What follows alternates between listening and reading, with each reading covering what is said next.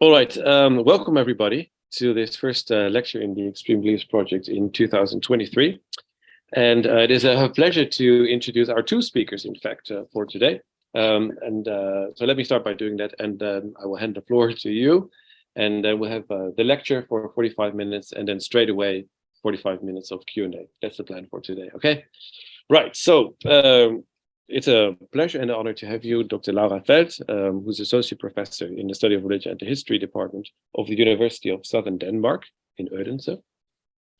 She specializes in forms of radical religion and total devotion, the formative roles of religious narratives, the relation between religion and the environment, including wilderness mythologies, the affective dimensions of religion and religion media. She has written extensively on these issues, as well as on religion in ancient Mesopotamia, the Hebrew Bible, ancient Christianity, and also religion in contemporary popular culture. She, impressively, I would add, works on sources in Sumerian, Akkadian, Biblical Hebrew, Koine Greek, and Latin. And in fact, that's only a selection. She's currently the PI of the project Total Devotion, Passions and Plots in Radical Religion in the Ancient World, funded by the Independent Research Fund Denmark. And of course, she's going to speak on that project today.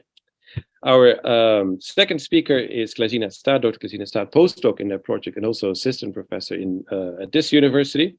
And you will present a case study from the project, namely one of total devotion in Latin late antique lives of secret saints. It's terrific to have you. The floor is yours, and let me now switch the computer to you to make you visible.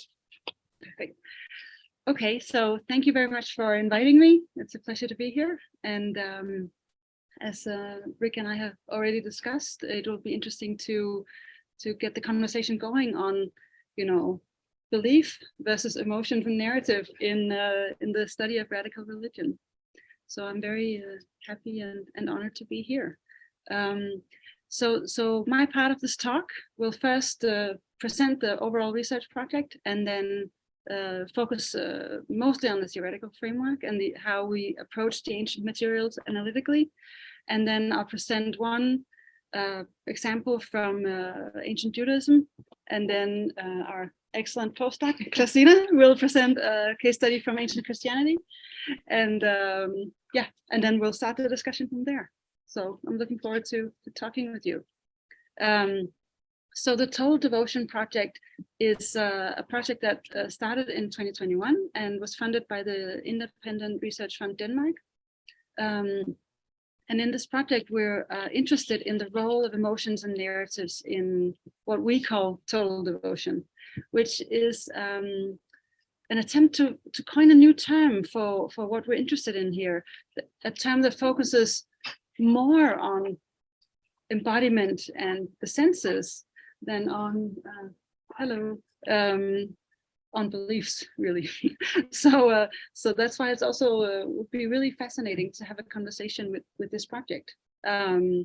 So we're trying to develop a new approach that focuses on emotions and narrativity and how that plays into the study of radical religion.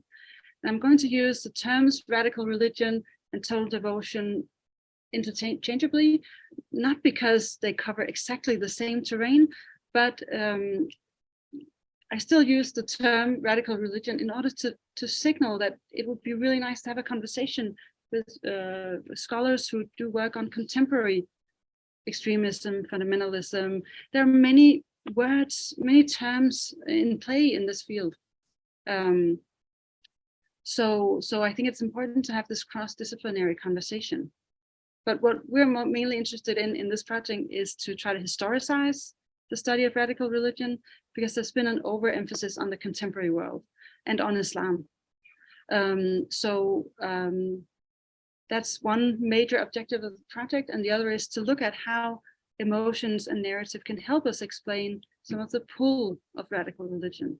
Because then there's been a lot of focus on push factors, but what is it that contribute to the staying in of the members, the persistence of radical religion? So here I've put our main research questions. How do emotions and narrativity play together in religious narratives about total devotion? How and when do total devotion ideals and practices emerge? which forms do we see in ancient forms of Judaism and Christianity?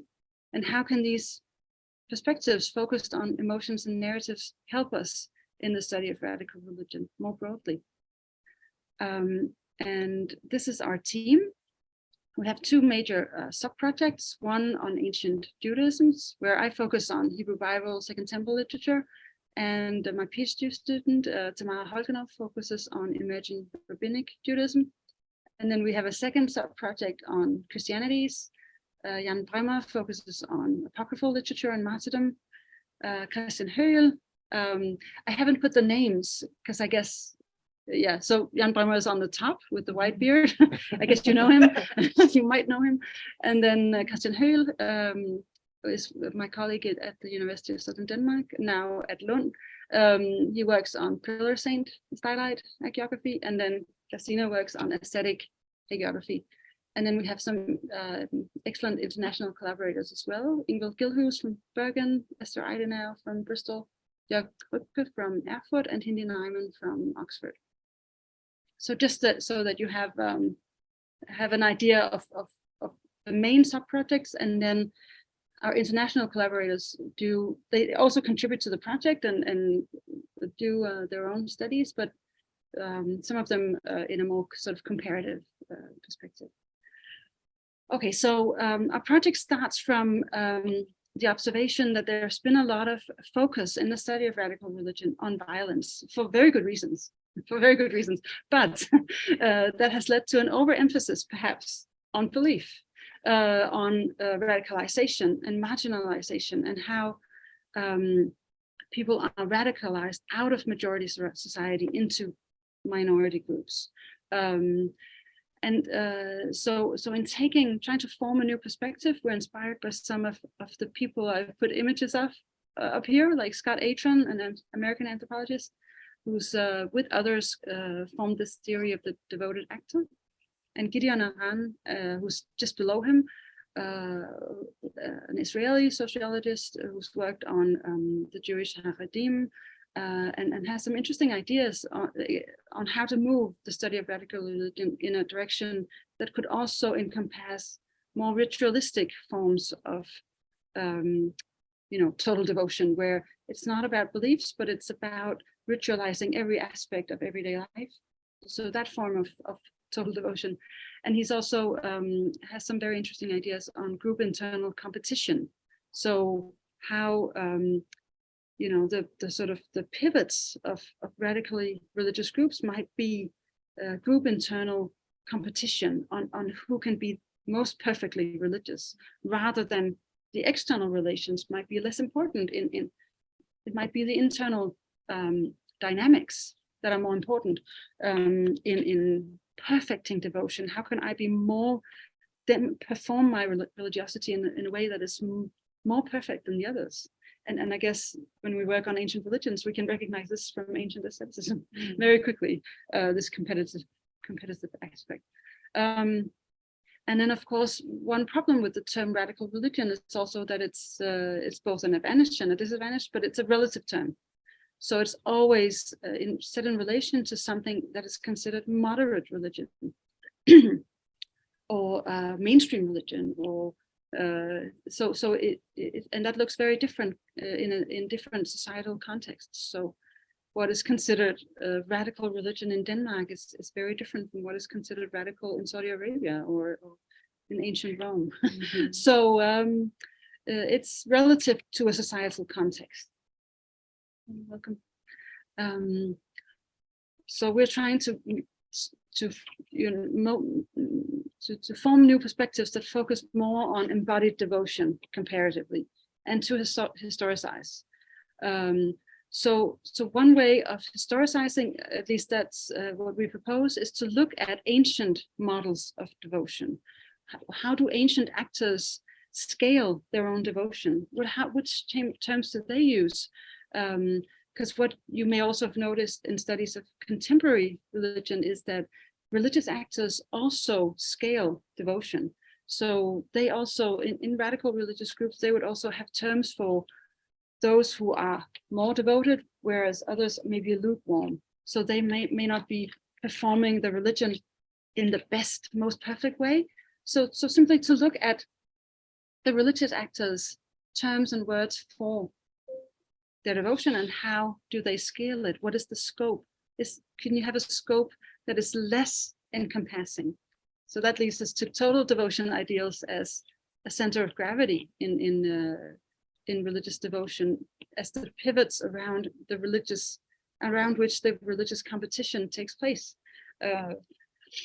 And in these total devotion models or ideals, we suggest that narrativity and emotion are really basic and vital.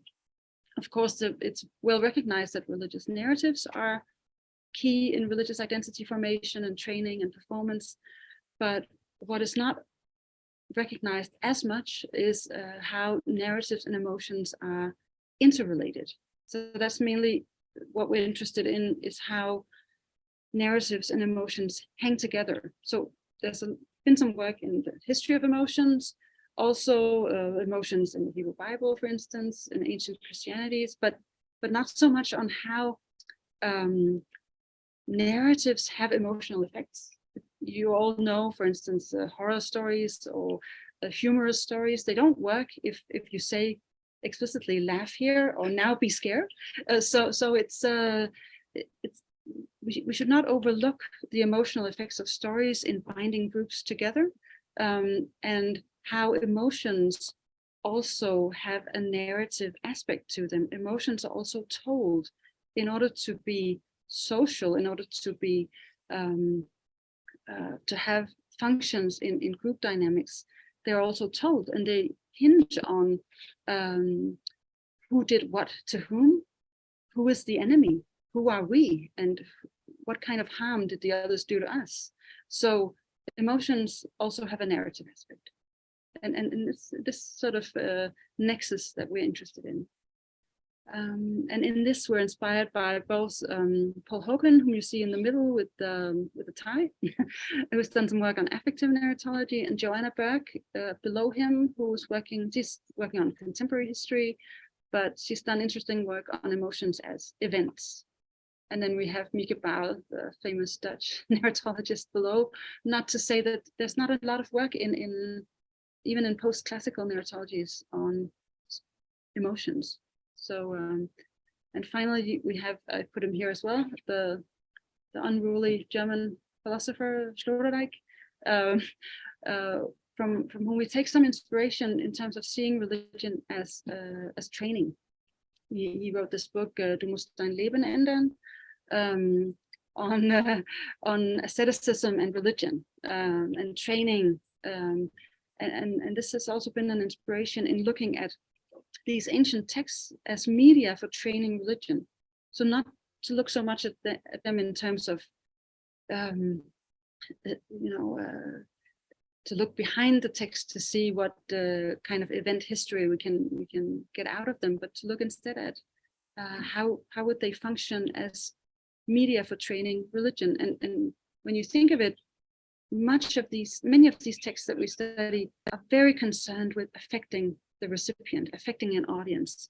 It's very important to them to change the recipient, to have an effect. And these are the aspects we're interested in.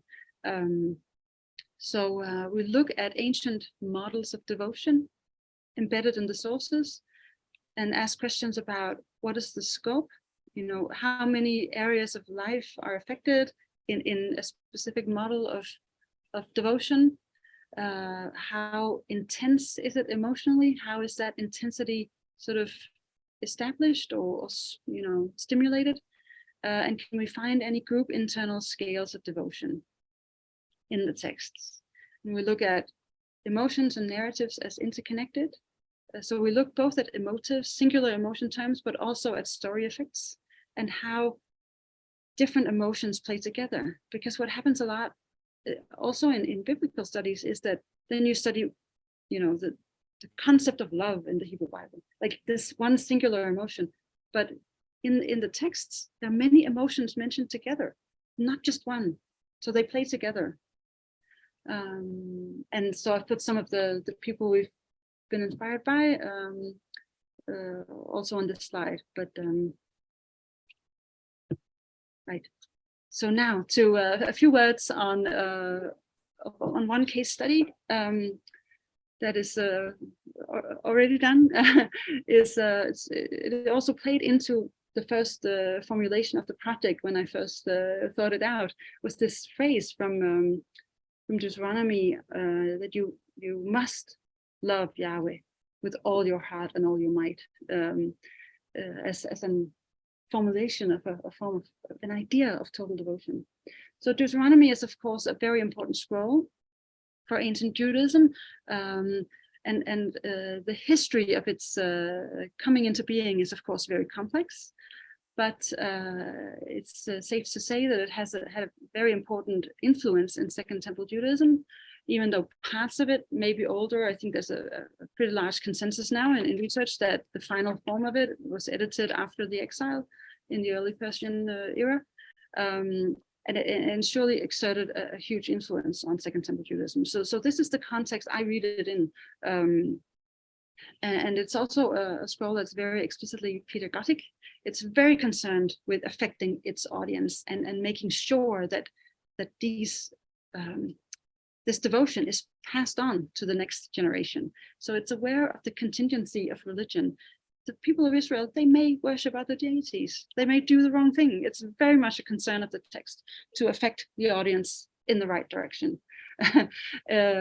according to the text itself, of course.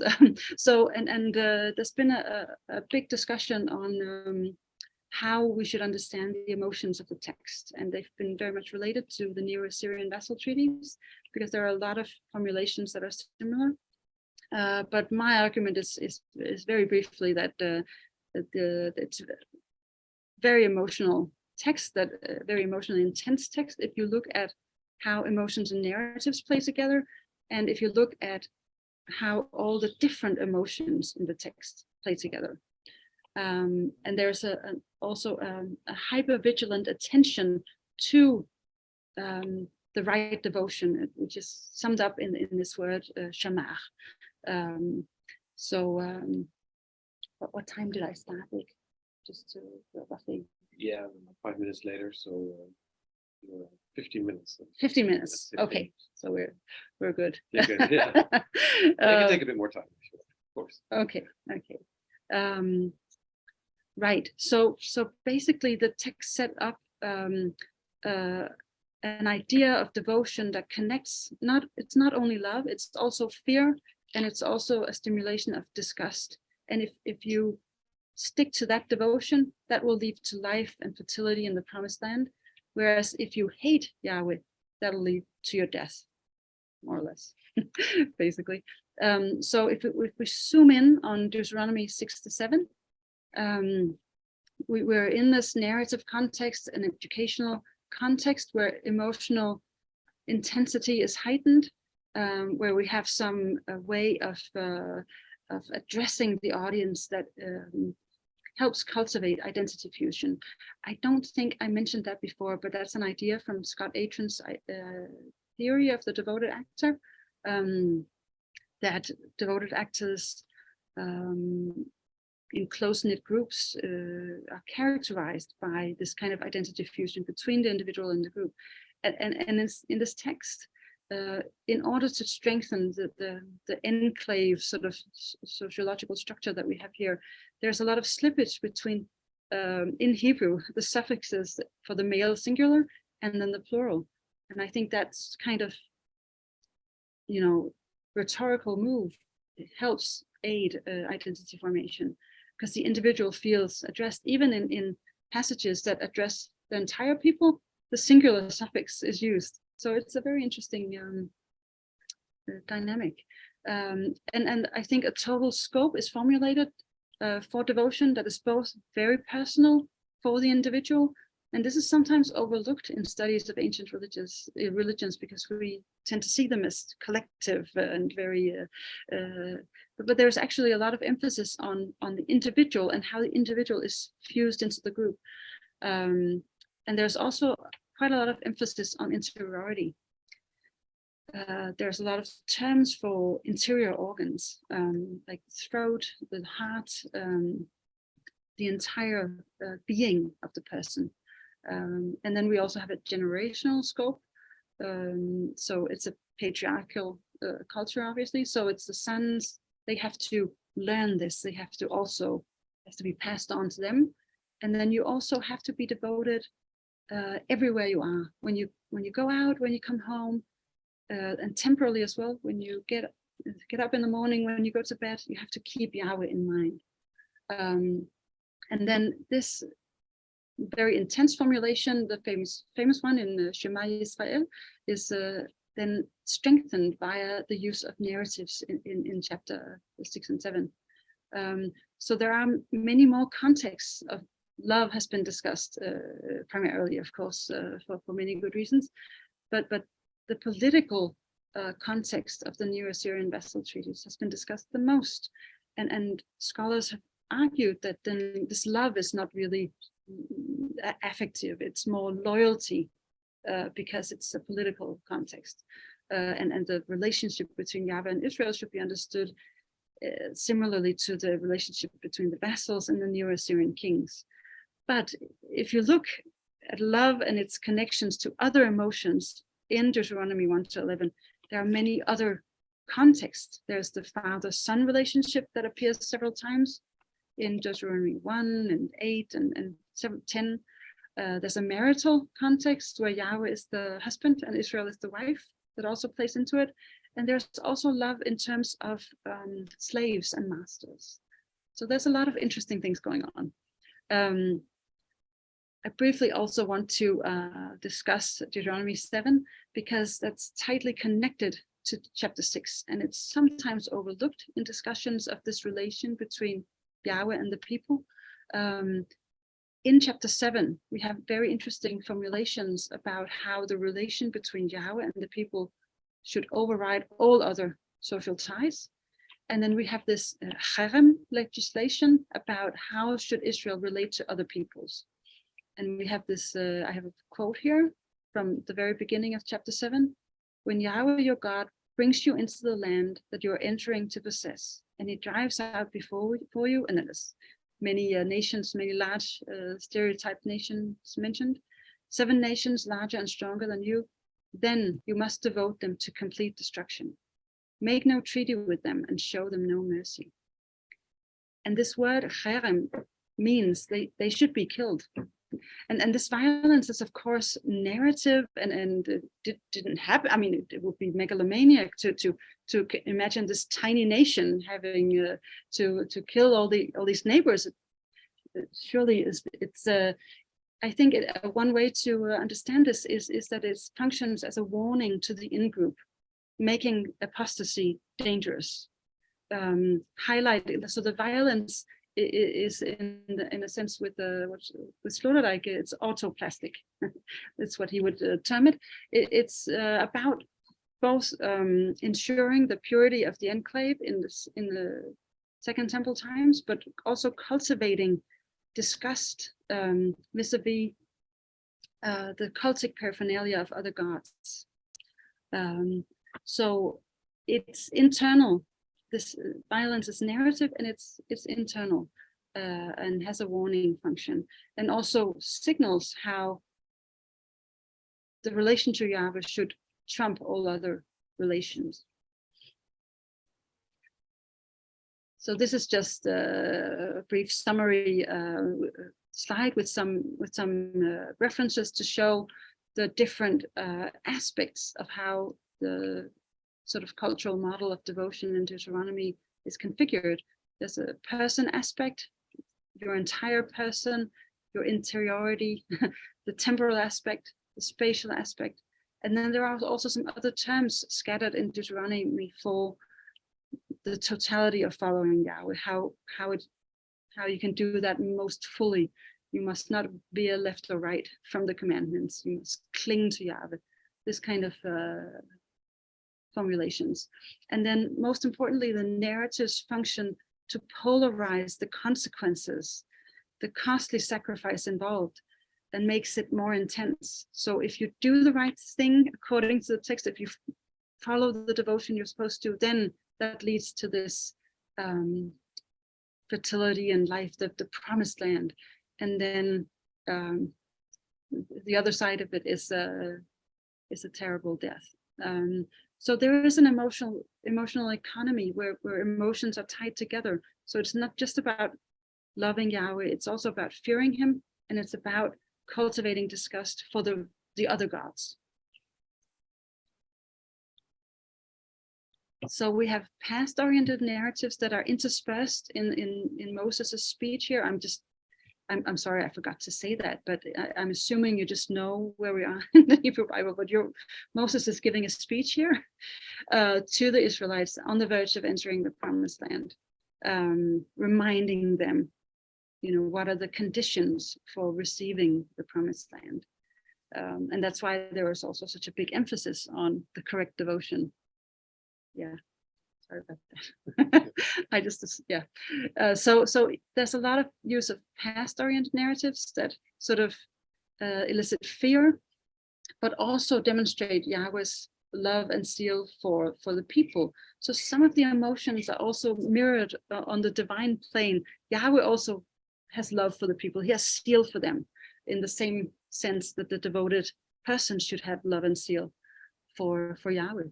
And then we have these future-oriented narratives that elicit hope for future happiness. And this plays sort of into ancient Near Eastern evidence, also relating emotions to interior organs, because there's some cross-cultural evidence for cultures that don't have an explicit emotion terminology. They often relate emotions to interior organs. So it's very common also in Akkadian literature to have lipu or the term for heart as the center of the self. So I think this way of strengthening the in-group, distancing the out-group plays very well into the early Persian era and the protection of this minority group in the larger empire. And how important it clearly is for the authors of this text to train devotion in the audience. These are just a few further examples of models of total devotion that we find in Second Temple literature. First and Second Maccabees are great examples, but also some of the early movement of the literature of the early Christ movement also have some competitive religiosity, costly sacrifice, and interesting things to look into. But just to maybe share some points for a common discussion. What we're trying to do sort of plays into a broader tendency in the study of religion to form aesthetic, in the sense of the Greek word aistesis, sensory approaches to the study of religion, to see religion as embodied and sensory emotional experience, and also to look at narrativity as something that is constitutive of identities and how collective narratives interact with personal self-narratives.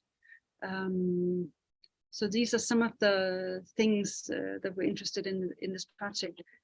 What are the factors that contribute to continued membership in these groups? How does this kind of total devotion, how does it persist? What are the factors? What are the factors that play into making a strong enclave, for instance? And here, just to get back to our terms, the term radical religion is very intimately related to contemporary formations and discussions of extremism and radicalization in the contemporary era. And the idea for the term total devotion is to emphasize how devotion cross-culturally has these important embodied sensory dimensions, and they're materially mediated, and these groups use concrete material media to strengthen, to practice and strengthen their in-groups.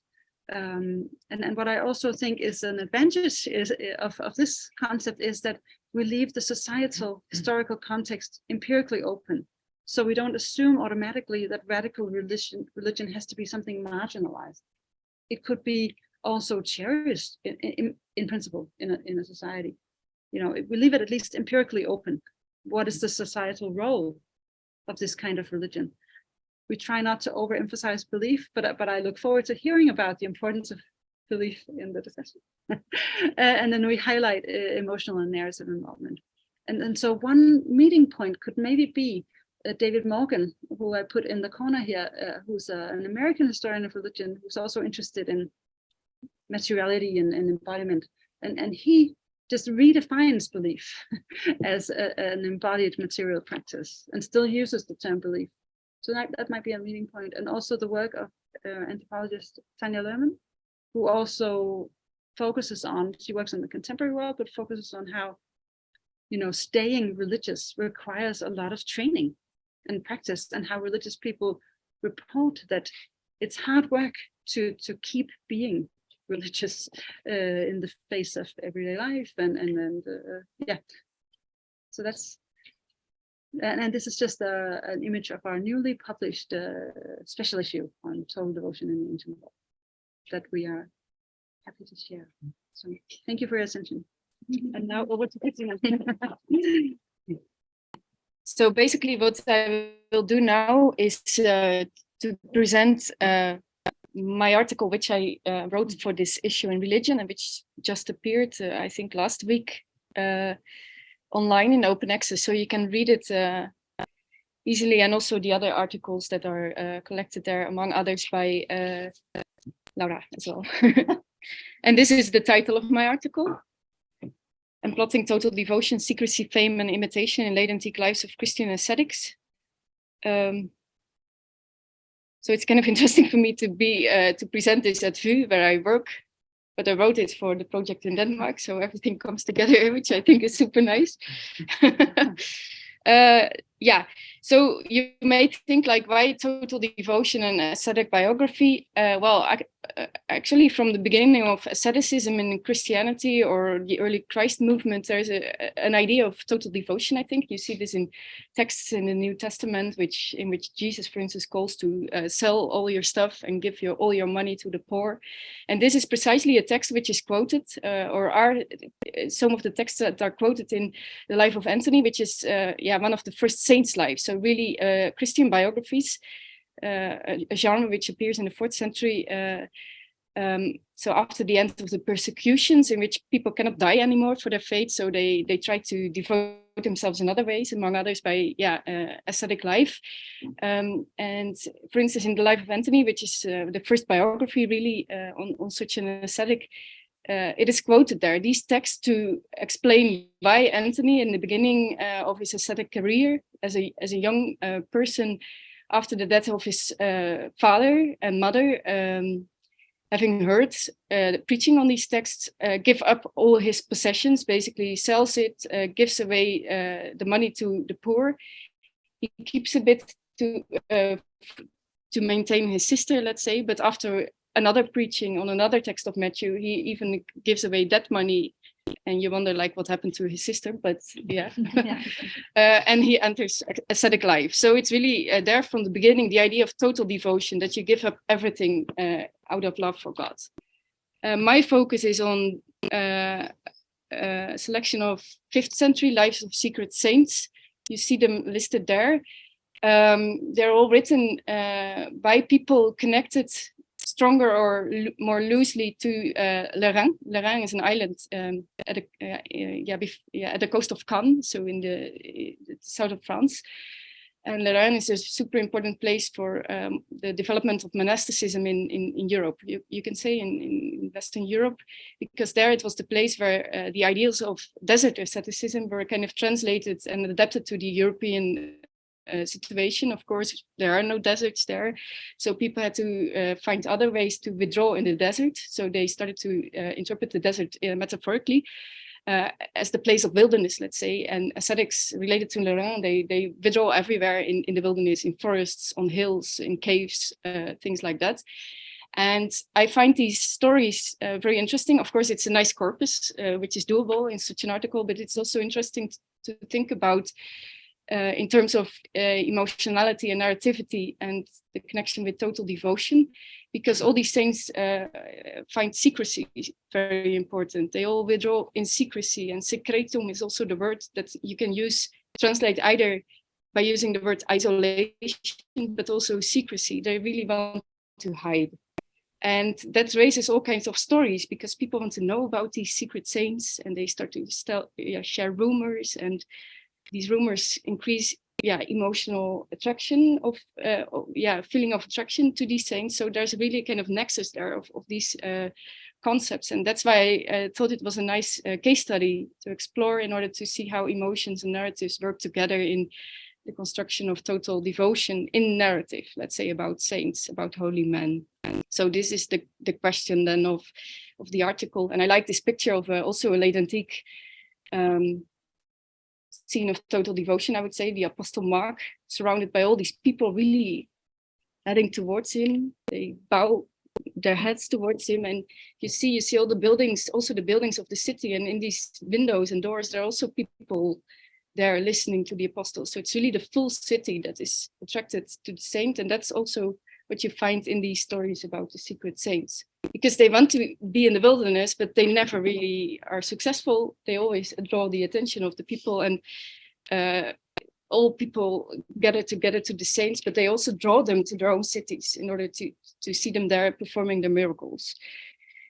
So this is my approach. I'm a literary scholar, so my approach is basically narratological, but I took also inspiration from other persons' work I encountered, among others, at your workshop. So that was very inspiring for me. The workshop, I think it was the Exploring the Terrain workshop, I believe. Yeah.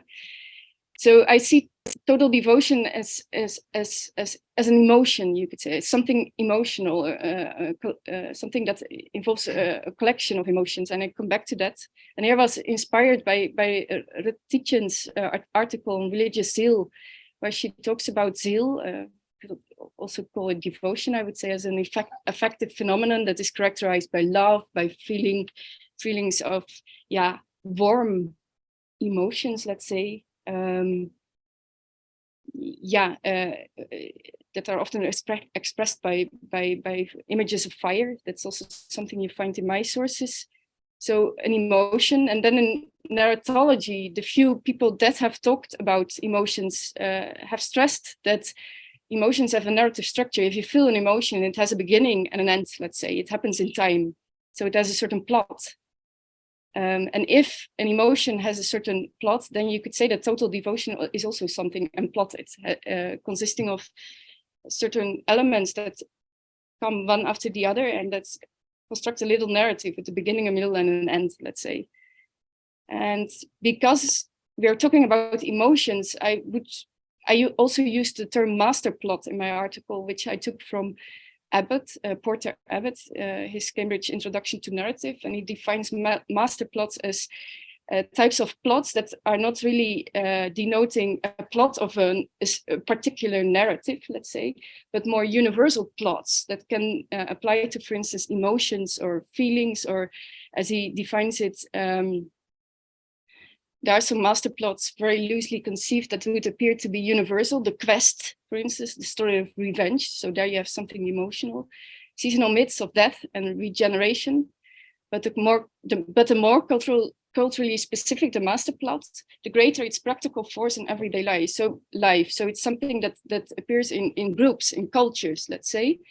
It's a way how all national cultures have their own master plots, some of which are local variations on universal master plots. So the master plots are the way how cultures, groups talk about themselves and things they experience and find importance. And I think you can also talk in a way about a master plot of total devotion as it appears in these late antique stories about holy men. And I try to show that by discussing the various elements of this master plot. And what you see then that in these stories, so the individual stories all have their own plots, but when they talk about devotion, they construct a kind of master plot of how this devotion is being narrativized. And it always starts with the saint who is totally devoted to God. and that's expressed by words of love and abstinence as well. Sometimes almost like rejection and disgust of the world, care of others, so misericordia in Latin, and very important, rivalry. So I took a quote there from the life of Honoratus, who was the founder of the monastery of Lorraine, and he went there with his brother, or perhaps it wasn't yet there, but it was somewhere else, but his brother was also a holy man, and they engaged in as a pleasant rivalry about whose mind was more tender in piety, whose food more meager, whose language sweeter, whose garment rougher, who spoke less, who prayed more, who lay in bed less, who read more, who was less easily annoyed, and who was more moved by compassion. So it was really kind of agon, a kind of battle, who was the most virtuous. And what you see, so this is really a very typical way how total devotion is being expressed. And because of the very super high degree, excellent degree of devotion, you see them become represented as a really great holy men, characterized by their miracles, for instance. And of course, these miracles and also their virtue increases their fame. So that's the first next step, let's say, in the plot. They become famous. And these people also start to express emotions with respect to the saints. Love, obedience, devotion, devotio, that's the word used there. Eagerness, they really want to see the saint. And all this comes together, and they almost imitate the saints in the emotions they show, let's say. And then the saints don't like that. So they hide in solitude. They don't want to be the center of attention. They want to be humble. So they try to leave society, and here they really imitate earlier examples. So imitation is super important for this next step. The example of Anthony, who does the same, and especially also Jesus in the gospel. And then what you see is an effect, which is the same as in the gospel, which is called in scholarship the Fama effect. It's a term by Elisabeth Brunert in Das Ideal der Wüstenaskese, and she defines it as something based on a paradox. The more an anchorite cuts off himself from his environment, the more he seeks to avoid contact with his fellow men, the better known he becomes. So a kind of a paradoxical result, which is literally described like this in the life of Honoratus. The more they kept their life secret, so that's about Honoratus and his brother, the more their fame became apparent. So people start to search for them. They really have heightened emotions because of the secrecy. They feel even more attracted, even more eager to find the saint, and even more loving him. And all this even more heightens the fame. So it's a kind of snowball effect. And it also creates rumors. People start to share stories about the saints that increase all these emotions and effects even more. And here you have an interesting play on the double meaning of fama in the Latin tradition, both as fame and as rumor. So the two get together, let's say.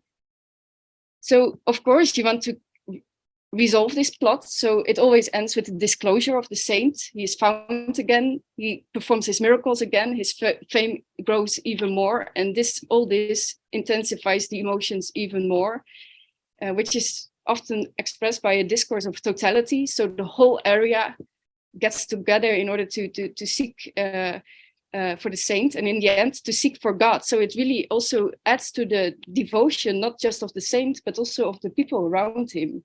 So there you see the snowball effect. Total devotion becomes a shared emotion, let's say, not something individually determined.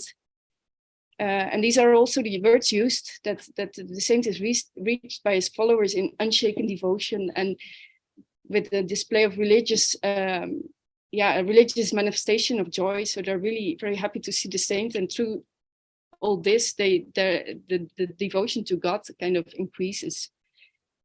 You could say that this step is then a kind of extended beyond the story world, in the sense that also the readers and the listeners of stories are included in this whole story, this plot of total devotion, in the sense that, and that's very typical for hagiography, that the readers and the listeners are called to imitate the saint. In this case, to imitate the saint in the display of virtue. And you could also say, even though that is not so much stressed perhaps, but of course the idea is that they should also be totally devoted to God. So here you see, an aspect of the training, the idea that narrative can be used to train audiences outside the story, let's say, in the real world, to develop certain behaviors and beliefs, perhaps. So concluding, total devotion is conceptualized in these sources as characterized by a range of emotions, I would say, love, compassion, eagerness, obedience, also by competition and by imitation, the idea that you follow a model of virtue, a model of total devotion, who gives the good example. And all these aspects are relational, you could say, kind of in-group factors of total devotion, because they're always between people. And if there would not be the connections between people, there would not be devotion either, I would say. So that's one aspect. And then how narrativity and emotions play together in these lives of saints. I would say that narrativity is really the sine qua non of total devotion here, because it is emplotted. It appears as having a certain plot of elements that follow one another, in a row, let's say. And what we also see is that narrative, the sharing of rumors, inspires emotions. So that's also a connection there, a nexus of narrativity and emotion in the story. But then the narrative itself is in the outside world, let's say, used then as an instrument of edification, with the aim, of course, to train people also to be totally devoted in the outside the story world. One thing I got from your workshop was in the paper of Beatrice de Graaf, who shows that also, like, stories of current day terrorists, convicted terrorists, have a certain plot that appears again and again. And I think here you can think about it in a kind of similar ways, that total devotion is really something that is structured according to a certain standard plot, a master plot. And the question is then, how typical is it only for these sources, or can we also talk about it in a broader variety of sources, maybe even today? And that's perhaps something we can talk about in the discussion. Yeah, so that's it. Thanks.